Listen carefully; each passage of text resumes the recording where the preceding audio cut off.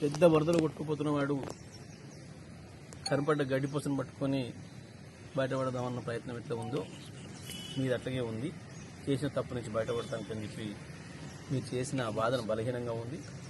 ఎట్టి పరిస్థితులలో కూడా మీ ఎన్నిక రద్దు కావడం ఖాయం. అయితే స్పీకర్ చేస్తారా లేదా కోర్టు ద్వారా జరుగుద్దా? తప్పకుండా మీ ఎన్నిక రద్దు అవుతుంది. ఉప ఎన్నికలు వస్తాయి.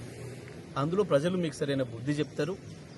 మీ రాజకీయ జీవితానికి శాశ్వతమైన సమాధి కూడా కడతారు. అందులో సందేహం ఏం లేదు.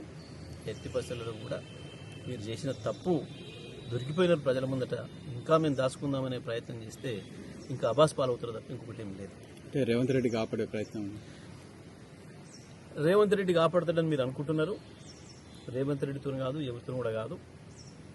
చట్టం ఆ రకంగా ఉంది. సుప్రీంకోర్టు ఇప్పటికీ ఆదేశాలు ఇచ్చి ఉంది. మీరు 3 నెలల లోపల నిర్ణయం తీసుకుంటారా లేదా మేము తీసుకోవాలని అని చెప్పిన తర్వాతనే ఇవాళ స్పీకర్ గారు 2 నెలలు ఆగి 2.5 నెలలు ఆగి ఇప్పుడు నోటీస్ ఇచ్చినాడు. వాళ్ళకి చివరి క్షణం వరకు ఏదో మనం కూడా చివరి ప్రయత్నం చేస్తాం కదా, వెంటిలేటర్ మీద పెట్టి చివరి క్షణం దాకా బతికించుకుందామనే ప్రయత్నం ఎట్లయితే చేస్తామో ఆ ప్రయత్నంలోనే వీళ్ళు ఉన్నారు. ఇప్పుడు ఆ వెంటిలేటర్ కూడా పోతుంది. మీ సభ్యత్వాలు రద్దవుతాయన్న సందేహం లేదు. ఎవరు కూడా కాపాడలేరు.